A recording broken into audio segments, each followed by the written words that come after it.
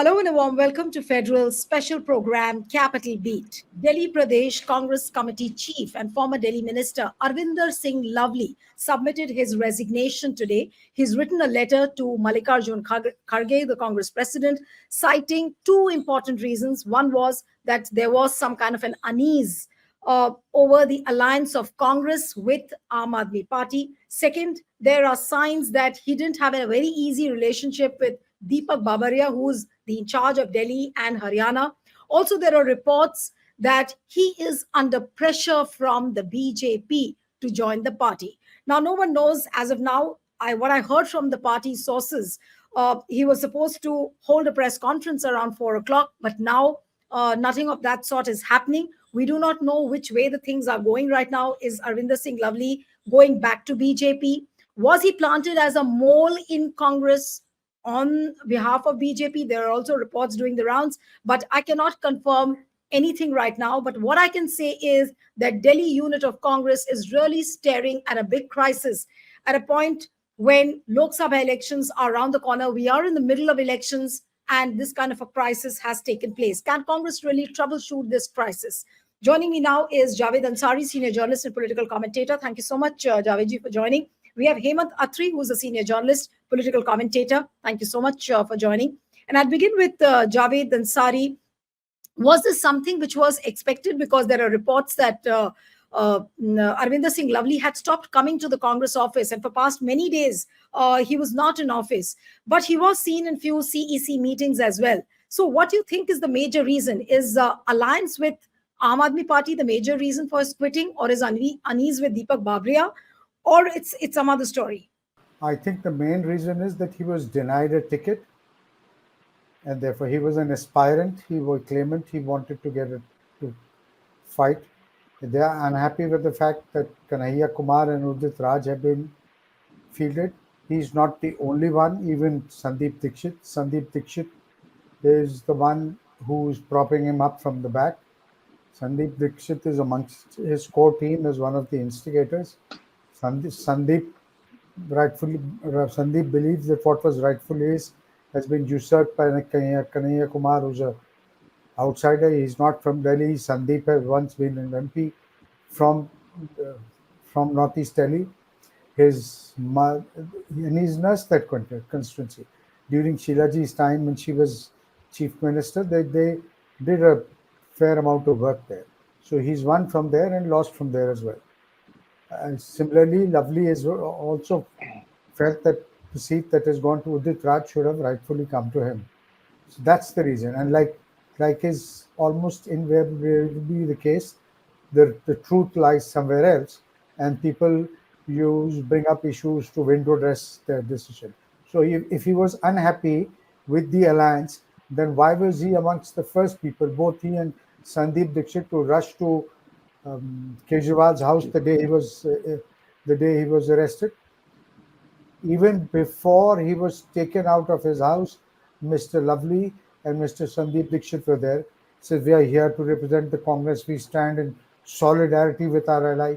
Just recall that. Just play those bites of what he had said. So he's first taken a decision, and now they are thinking, bringing up, making it sound like it is being done for big ideological reasons. There may be a grain of truth in the fact that yes, he was not getting along with the general secretary, but that is common. That happens in most parties, and that particularly in the Congress, the general secretary and the president always keep feuding because it's a question of control. I'm not saying that their original reason is unjustified. I mean, there is a certain merit in what they're saying. They ought to have been considered. They are locals. They've served the Congress loyally. Mr. Lovely, and this is not the first time that Mr. Lovely, if he does decide to jump ship, this will not be the first time. He had earlier also joined the BJP and then come. Right. All right. So I'll come to Hemant Atri. Hemantji, what do you think is the major reason? There are also reports that he might be under pressure. Some people are saying that he could be a mole which was planted by the BJP. Forcefully, he was I mean, he was told that, okay, you join Congress for a few months and then again you return at the 11th hour. Was this a plan? There are reports doing the round, and Congress spokespersons are saying all this off the records. Of course, that, who knows, he could be a mole planted in Congress, a BJP mole. Ni- Yes, Seema. Niluji Javed has perfectly diagnosed the whole thing. And he's perfectly right once he says that he was aspiring for a ticket which was not given to him. That is the basic reason for whatever is happening right now. But it is just not like it has dropped from somewhere. It was simmering for last, say, about a month or so. From that day, these tickets were in the process of being declared. See what was happening in Delhi unit and earlier also. See, Deepak Babaria has a history. Wherever he goes, he does all these kind of things. He ruined Madhya Pradesh, if you recollect. Madhya Pradesh government fall, and afterwards in the last Lok Sabha election, what happened in Madhya Pradesh? Congress got only one seat. Then he came to Delhi and Haryana. He has almost ruined Delhi unit. He has almost ruined Haryana unit also. The way he has decided tickets. Basically, see how he works. He gets in hand in glove with a few people in every state unit and then runs the party according to his whims. And you will be shocked to know in Delhi, where they are going for Lok Sabha elections right now within a month's time, and then subsequently for assembly also, there is not even a single block president working there. You have to take on a party like BJP with such a heavy juggernaut and everything. You are Yes. not having even In a fact, block president. Arvinder Singh Lovely has made a mention of this point that bloc presidents have not been appointed. He made a mention of that in the letter which he wrote to Kharge. And the same thing is happening in Haryana. For last 1 year, he is not able to appoint a single, office bearer, except for a few cronies who he has picked up. And he has made one general secretary organization in Haryana from nowhere. See, you are not having block presidents, you are not having district presidents, you are not having anything on grassroots. And see, in Haryana or in any state, I don't think there is a post of organization secretary. That is at the national level, which KC Venugopal holds. He appointed one fellow from nowhere as organization secretary. So this is how he works. He basically plays into hands of few, and the way he has also declared tickets in Haryana, particularly in Karnal, that is under clouds. The way he has declared ticket in Hisar, that is under clouds. If you recollect, a few days back, he has been doing it everywhere, wherever he goes. In Delhi, what he has done basically, he has ruined the party to such an extent that if Kanhaiya Kumar, if at all his campaign was to build up, after this instance today, Sandeep Dixit coming along with Arvinder Lovely, can you imagine what will happen with the Congress candidates? All three of them. So this is how Babaria works. He got a person from nowhere, a youth Congress president who is little known, as a candidate against Manohar Lal Khattar from nowhere, whereas there were so many senior claimants of the party.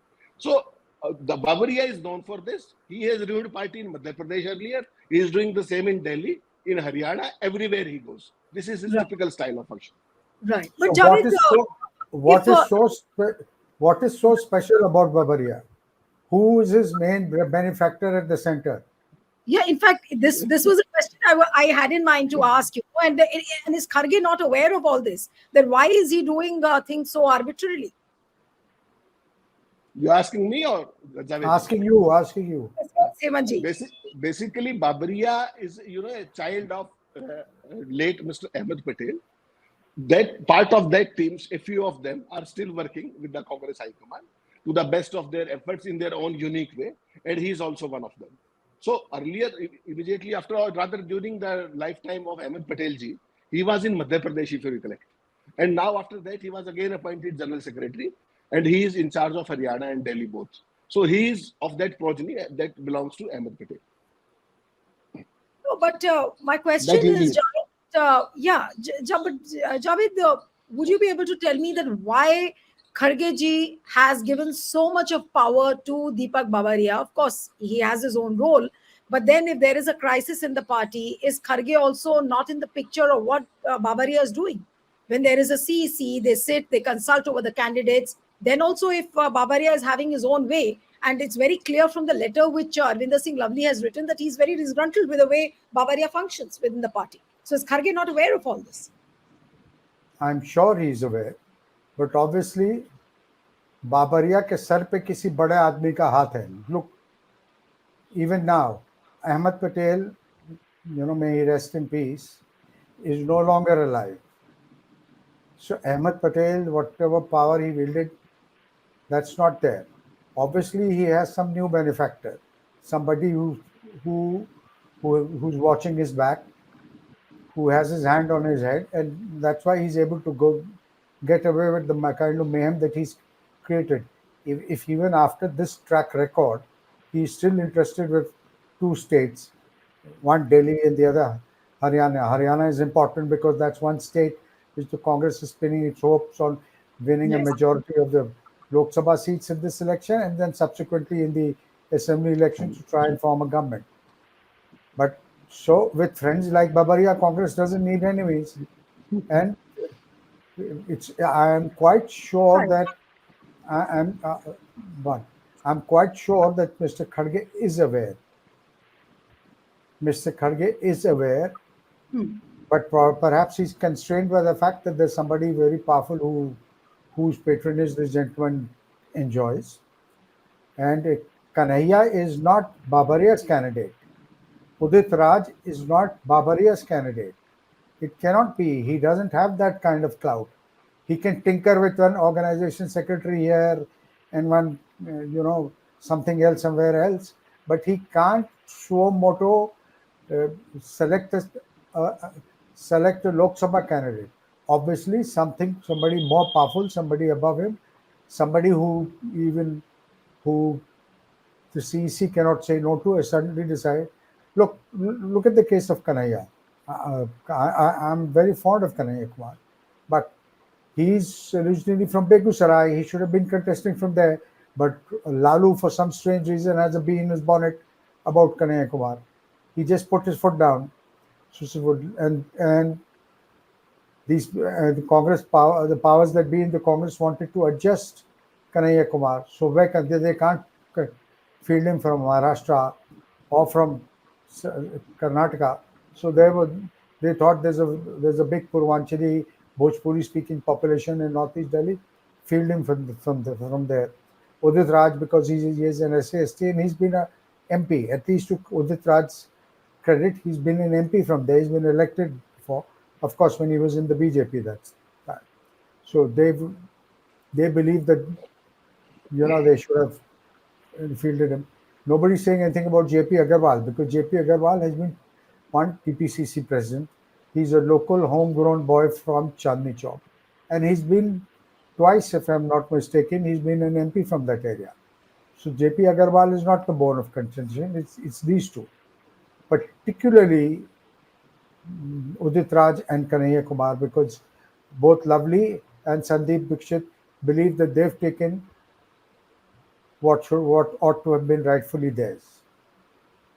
But Hemaji, are there enough danger signs now within the party? Because just a few days back, we heard Rajkumar Chauhan had quit the party. And now, with Arvinder Singh Lovely resigning, there are reports that many others are lined up to join BJP. How far is that true? And if that is the case, then who's going to be really left in Delhi Congress? I'm wondering. No, if at all they stay in Congress also, they will be doing more damage than being in the BJP. See, once you join BJP, everybody is aware of that you are no longer a part of Congress and you have joined BJP, and then you can openly come and oppose the party the way you want. But while remaining in Congress, that is even more dangerous. That's what is happening in Delhi unit as of now. If Arvinder Lovely goes back, that will be less harmful. If he stays in Congress, that will be more harmful because he will be in touch with every party worker. And as Javedji was rightly pointing out, both of these guys, the senior most people, Lovely as well as Sandeep Dixit, they are behind the whole move. This tension was simmering for last say about a month or so, but they kept mum. And as he rightly pointed out, that once the Kejriwal was arrested, they were the first one to rush to his place. Why? Because they were expecting that they will be given tickets and Aam Aadmi Party Alliance will help them to at that point in time. But once they lost their ticket and to this Udit Raj as well as gentleman Kanhaiya Kumar, now they have no option left for this election at least. So what they are doing is that is more harmful while being in Congress. Better it is that if at all he has to do all these kind of things. Let me remind you one more thing. Mr. Lovely has not yet resigned from the primary membership of the Congress, meaning thereby he is going to stay here for a while till his next step. But while after resigning from the PCC president, and working against Udit Raj or uttering certain words against both of them, that will be more harmful than being in BJP. Because if you go to BJP, then it is your That's true. duty being in a Right. position. But while being in a party, you can create more loss, more harm than being in BJP. That's the point. But Jabaji, how does it pan out as far as the impact on India alliance or the India bloc is concerned, whether it is in Delhi, whether it is in Punjab, because the state units of Congress somehow have been against any sort of alliance with the Aam Aadmi Party, whether it's in Punjab or whether it is in Delhi. Now, how does it play out, especially in both these states? And Arvinder Singh Lovely, Rajkumar Chauhan, and now with a speculation that many more could quit the party. Will it really impact? Though Saurabh Bharadwaj has said that we have nothing to do; it's party's internal matter. But how does the alliance now really manifest? Look, in Punjab, it's clear. Punjab, the Congress has decided against having an alliance with the Aam Aadmi Party. They were very clear. In Delhi, Arvinder Singh Lovely was a votary the day he was made the president of the state of the Delhi unit. He said, when people asked him, "What is your opinion? Should the Congress have an alliance with AAP?" He says, "Whatever the central leadership decides is my decision." He's on record having said it. The alliance with AAP is not the bone of contention. Mr. Sandeep Dixit, at least, one can say that initially he was opposed to an alliance because he felt that his mother had been done in and he was still carrying that old baggage. But then he realized that the reality on the ground and realized the opportunities that could accrue. And that's why he was amongst the first to rush to Kejriwal's residence. That was not an act of great statesmanship. That was pragmatism. And if the Delhi unit was so great, then why is it that on their own they haven't even won one MLA seat in the Delhi Assembly? They lost 2014 7-0, they lost 2019 7-0, and if they were to contest on their own, they would leave 7-0. There's no scope for worse than this, otherwise they could have gone down even below that. If they want to repeat what happened in the last assembly elections and where they don't have any representation, then it's good luck to them. Right. Look, all these individuals are fired by their personal ambition. And all this is happening because the central leadership of the Congress party is weak. Because people, it's either respect or fear that makes you fall in line as far as the central leadership's writ doesn't run that much now because it's not in a position to ensure either victory or defeat. Say, purely for argument's sake, say, if speculation turns out to be true, and the sun rises from the west instead of the east, and the India alliance does very well, and 400 par becomes it becomes difficult for the 400 par walas to 200 par, then you suddenly see people will say Rahul Gandhi, kya foresight, what a leader he was, kya baat hai, unki mehnat rang lai. Everything will be attributed to the Bharat Jodo and Nyaya Yatra and all that. Suddenly, central leadership will assume greater authority. Their word will carry weight. Right now, because they are not in a position to ensure victory or defeat, all this is happening. And this is also a reflection of their poor political management skills.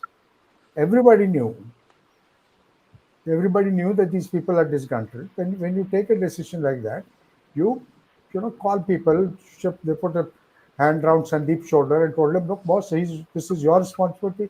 You have to ensure. And once we are in a better position, you are not out of the frame, we'll consider you for other things." The same thing for Lovely. I don't know if this was done. I'm not so sure if this was done. Hemanji knows Delhi better, the day-to-day functioning. He'll be able to throw more light on this. So this is not a great reflection on the political management skills of the Congress leadership. Absolutely.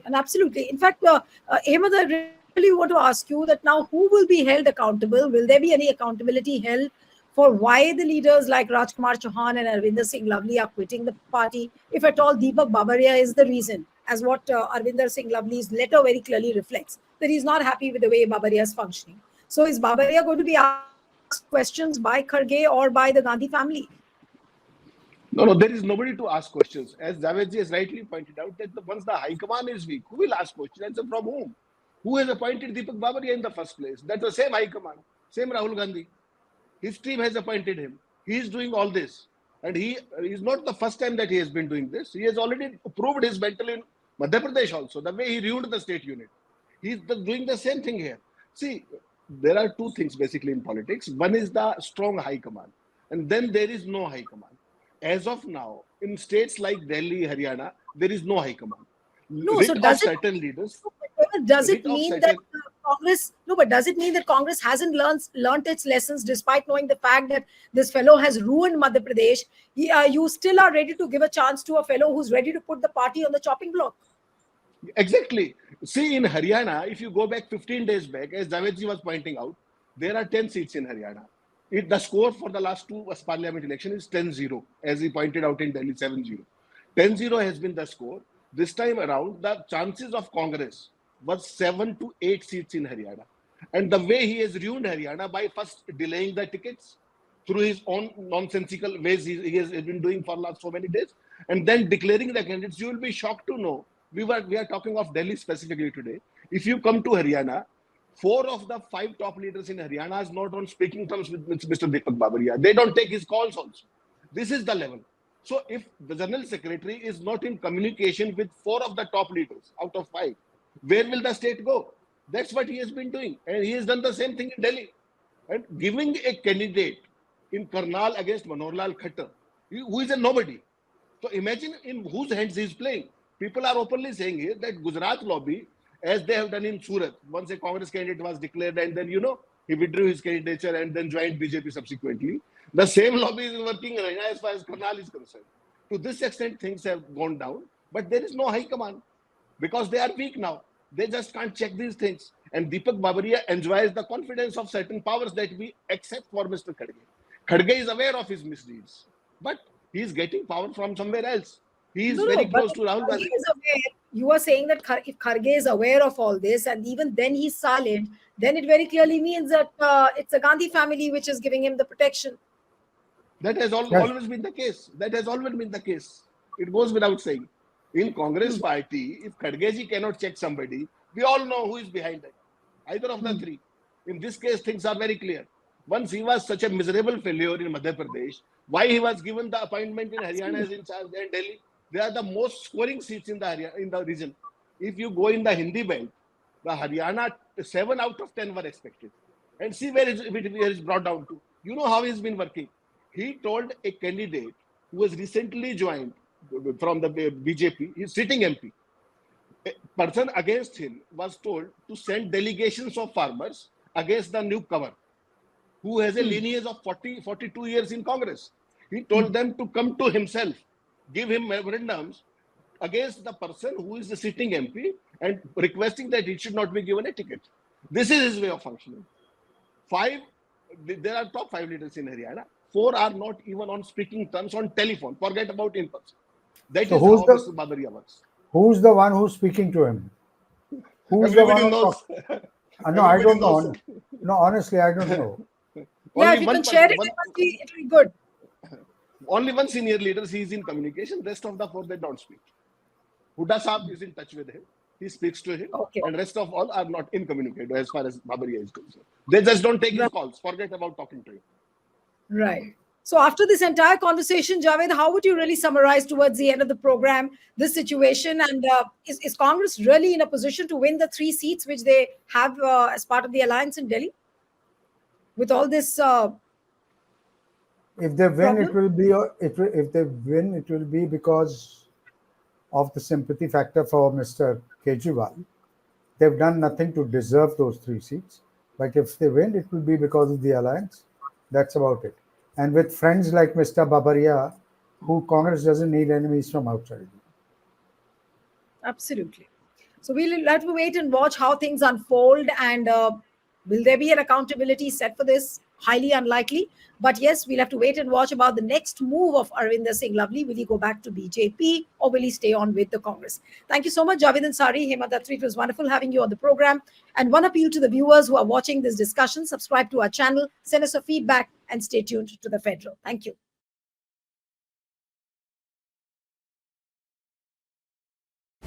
Subscribe to the Federal's YouTube page for more news and updates.